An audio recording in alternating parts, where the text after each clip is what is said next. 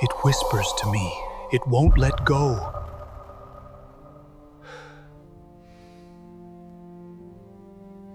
In the winter of 1879, a man emerged alone from the frozen wilderness of northern Canada.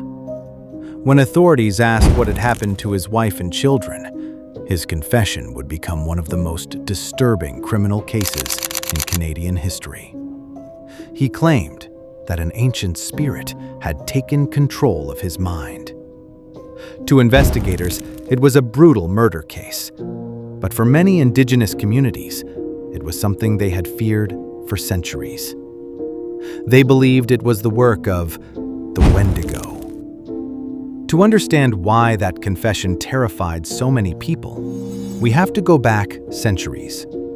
Long before European settlers arrived in North America, Indigenous peoples living throughout the northern forests shared stories of a mysterious being they called the Wendigo.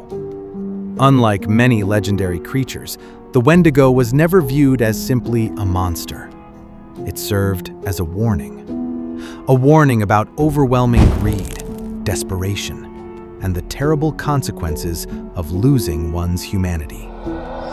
According to traditional beliefs, a person who surrendered to insatiable greed or resorted to cannibalism during times of extreme starvation could lose their humanity and become a Wendigo, a creature cursed with an endless hunger. The more it consumed, the hungrier it became. Descriptions of the Wendigo vary across different Indigenous traditions. Many traditional accounts describe an unnaturally tall, emaciated figure with pale skin stretched tightly over its bones. Some speak of glowing eyes, silently watching from deep within the darkness of the forest. The now famous image of the Wendigo with the skull of a deer and towering antlers is largely a modern artistic interpretation and does not consistently appear in the earliest Indigenous traditions. For generations, the Wendigo remained part of Indigenous oral tradition. Then, one criminal case brought the legend into the public spotlight. The man from the beginning of this story was a Cree trapper named Swift Runner. Historical records show that he confessed to killing and eating members of his own family, despite food supplies being available not far from his camp. He claimed that the spirit of the Wendigo had possessed him. Canadian authorities treated the incident as a criminal case. Swift Runner was later found guilty and executed. For many Indigenous communities, however, the case reinforced a warning that had existed for centuries.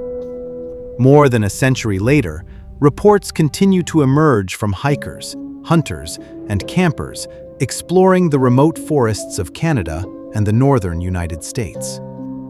Some describe hearing screams unlike any known animal. Others claim they felt they were being watched. A few report discovering unusually large footprints that disappear into untouched snow.